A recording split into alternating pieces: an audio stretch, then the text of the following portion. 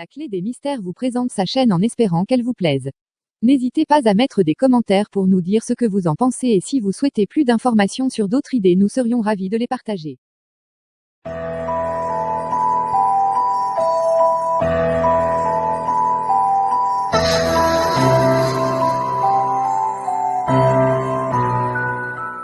Le Kraken. On se met à parler véritablement du Kraken dès le XIIe siècle de notre ère, dans des récits marins et légendes scandinaves. En fait, en Norvège on rapporte qu'un monstre à la taille gigantesque s'attaque aux navires de l'époque, les enserrant de ses bras immenses et les entraînant vers le fond, mangeant parfois quelques marins au passage. La taille de ce monstre a toujours été surprenante dans tous les récits.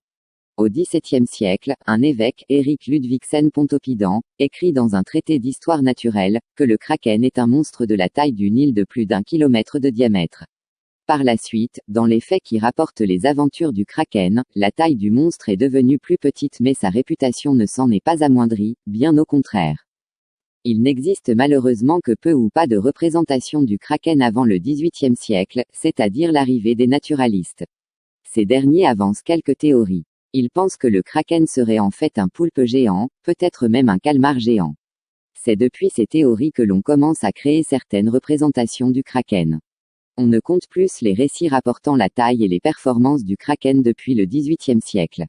Bien des théologiens ainsi que des zoologues décrivent la bête parfois comme une créature à la forme d'un poisson plat, d'autres, à la forme d'une baleine, mais tous s'accordent à dire qu'elle est munie de nombreux bras puissants et sa taille est énorme. Ce qu'il y a d'amusant, c'est que certaines études d'ecclésiastiques, notamment l'évêque, Erik Ludvigsen Pontoppidan, présentent la bête comme une créature vivante et non pas comme un monstre des enfers. La réputation du kraken est telle que certains l'associent à une divinité. On la fuit ou on l'adore. Des marins assurent que sa présence peut garantir les prises de pêche les plus fantastiques si l'on sait l'approcher au bon moment.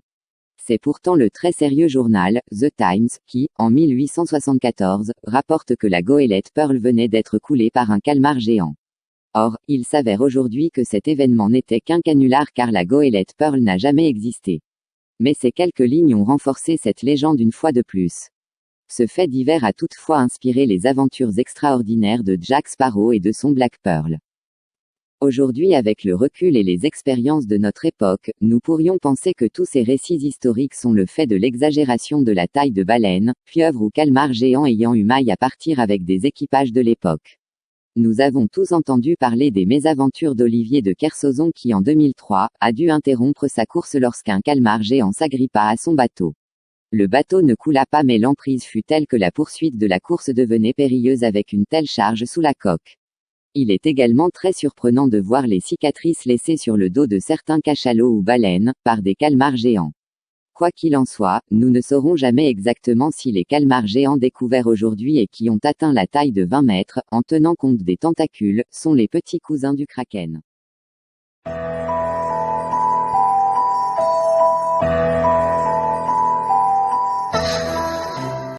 Merci de nous avoir suivis. Si nos vidéos vous plaisent, veuillez mettre un petit like et vous abonner. À très bientôt pour des nouvelles vidéos. Merci.